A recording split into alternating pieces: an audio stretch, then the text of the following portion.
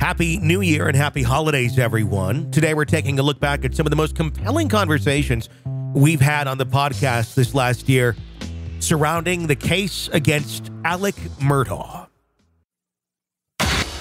Murder in the morning from the Hidden Killers podcast. As we continue to go through Alex Murdaugh mania this week, that'd be like totally what we would call it if it was radio. It's like, it's an Alex Murdaugh mania weekend. Yeah. Like every time you hear the touchstones and Alex Murdaugh telling a lie, be the 10th caller, and you're going to win the latest CD from We'd be giving Lifehouse. away a lot of CDs if that were the cue to call in. That would be.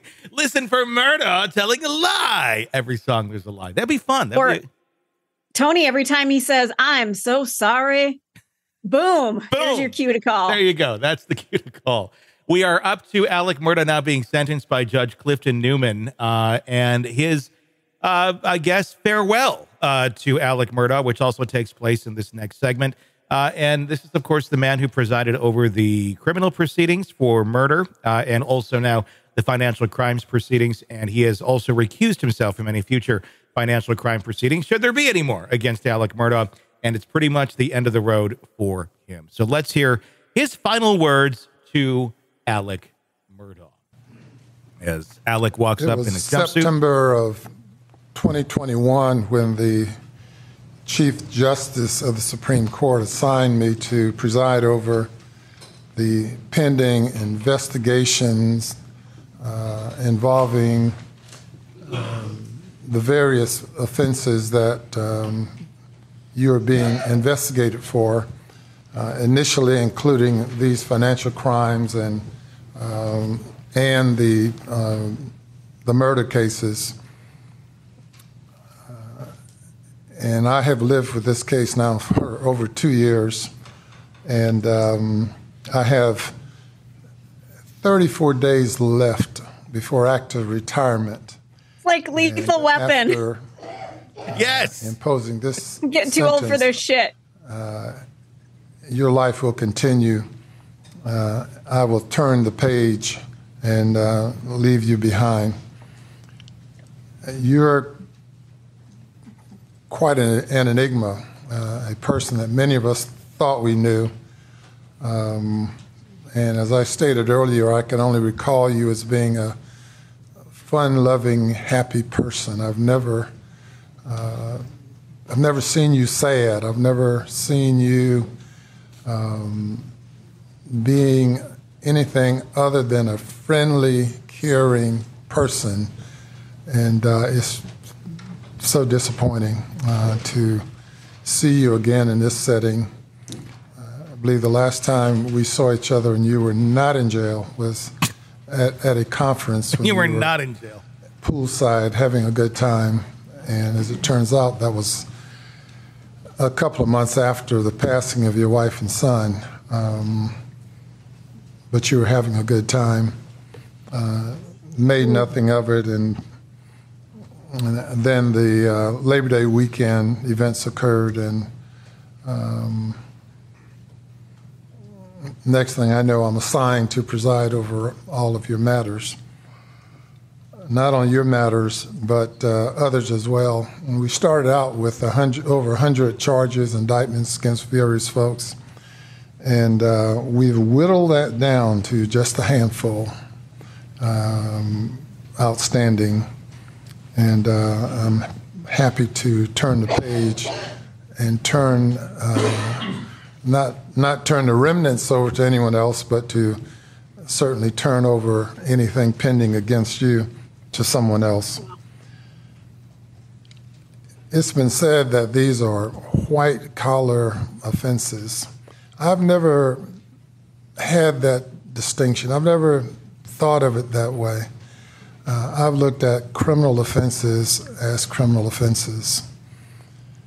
You know, 3 property crimes in South Carolina you can get 10 years in prison. People have gotten 10 years for shoplifting, 3rd offense. I've sent people into retirement for committing criminal offenses over and over and over again. But I've never thought of it as being a white-collar offense. have had employees do embezzlement, church secretaries stole money, preachers stolen money, many offenses. But I never draw a distinction between a violent crime and other crimes. Certainly the law makes a distinction, and many violent crimes are non-parole offenses. The plea I'm accepting with you, you must serve 85% of the time. The parties have indicated that they are the victims, to the extent that they can be called victims. That's my preferred term for the group of people who have been preyed upon or victimized. They've all indicated that they would like for the court to accept the negotiated sentence. It is a stern sentence. The question was asked, what kind of animal are you? You're an enigmatic person. I don't know that you understand yourself.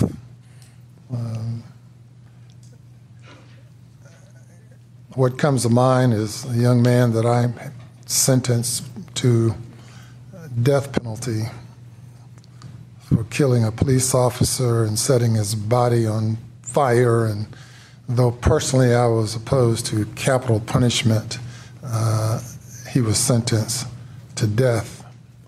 And in writing up that sentence report, I concluded that he was heartless. He was just empty.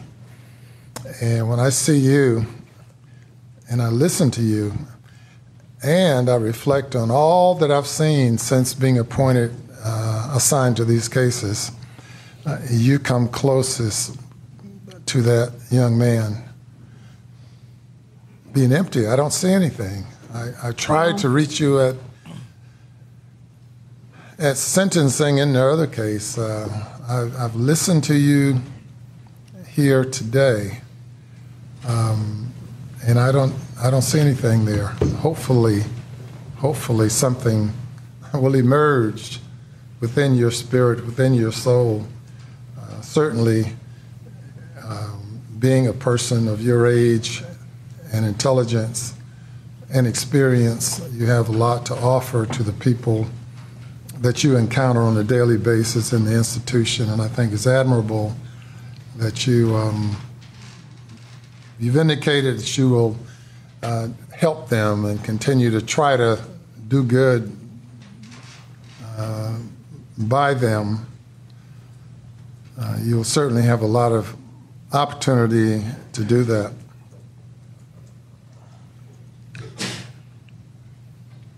You know, as we look at all of us, none of us are perfect. Many of us do things that we shouldn't do. It's just unimaginable to me that you have done some of the things that you've done. And whether it's you or someone you become upon using drugs or through the process of just committing the crimes over and over the period of years, I don't know. I don't even know who I'm speaking to now. Which Alec, by the way, in his rambling speech that we eventually gave up on, does at some point kind of do like a the more you know PSA in the middle of it, going, you get into drugs, seek professional help. And he gives a good 10 minutes on the virtues of seeking professional help before it's too late. So thank goodness for that. Just want to get that little tidbit out there. But being a person of power and influence, and the question is raised of what type of character do you have a person who would prey upon folks who are vulnerable and who are of a lower perceived estate than you, how you would prey upon those people who you say you love, and you would capitalize on a disparity of what you have versus what they had and what they need and what they desired. You know, in my years, I know of no greater joy as a lawyer that I've had during my 47 years as a lawyer than the joy of having a satisfied client, of delivering good results for a client and experiencing that joy with them. I can think of no greater joy than I've experienced in being able to deliver on behalf of a client. And I'm sure you've experienced that joy as well until you decided that the only joy you're concerned about was your own.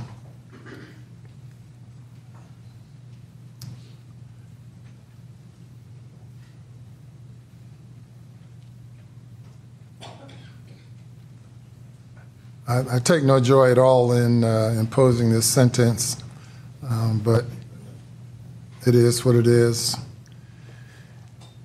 And you'll have to suffer the consequences of your acts, continue to suffer the consequences, and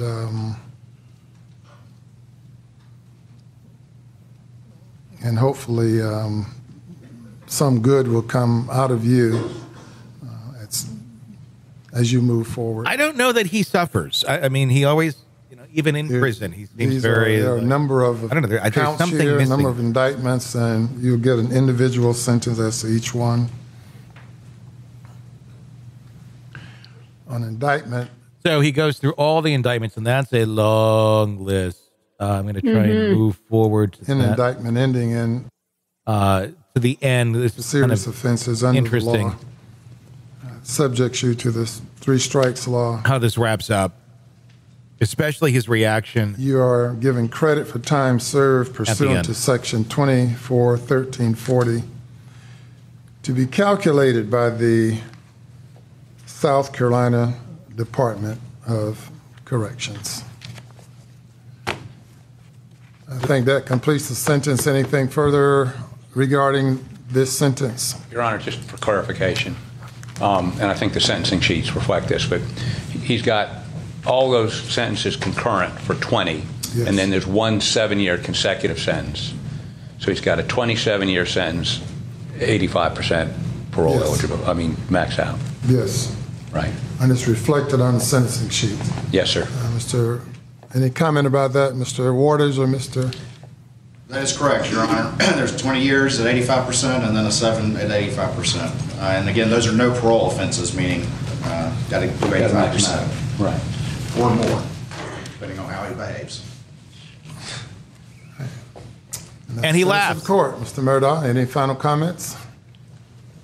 No, sir. I will just reiterate what I did say. Oh, here we go. He's not done. Thank you, Your Honor. All right. Good luck. Thank you, Your Honor, and enjoy being with you. Yes, sir. Very well. Enjoy being with you as well. So what the laughing, it was as long as he behaves is the line that was said, I think by Creighton Waters. And then you went from Alec looking very kind of stoic, kind of maybe he's feeling something here, maybe he's not. It's really kind of hard to tell. To literally, he started laughing. Like you could hear his and his body movements went to humor, which I found kind of odd at that moment in time. Thoughts? Well, it might be that awkward laughter that people do in uncomfortable situations, but coming from him, it may be a whole different thing.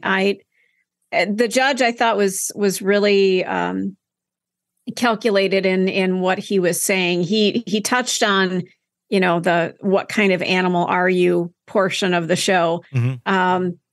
And I wish he would have expounded a little more on that. But again, he's 34 days from retirement. He probably just didn't feel like getting into it. Yeah. We will now have to watch and see where all of this goes. The reality is he could be out in 27 years. But he has the murder. Yeah, he does. But Becky Hill is accused of she's accused of jury tampering. It's confusing because you have mom and son now, both with allegations against them. The son's been charged, Jeffrey Colton Hill, who was the Colton County Information Technology Director, charged with wiretapping. We don't know how that's related, if at all, to the Alex Murdaugh case. But again, kind of when is there something in the water down there? We live in the Midwest. I live in Wisconsin. Is there something in the water that just makes people feel infallible, that they can do whatever they want to do without consequence? South Carolina seems like a really interesting place because there's a lot of that goes. Throw Utah and Idaho in there as well. We seem to have a lot of cases in those two very specific areas. So with that, the door is closed on Alex Murdaugh for now. I think that is the key point in that. For now.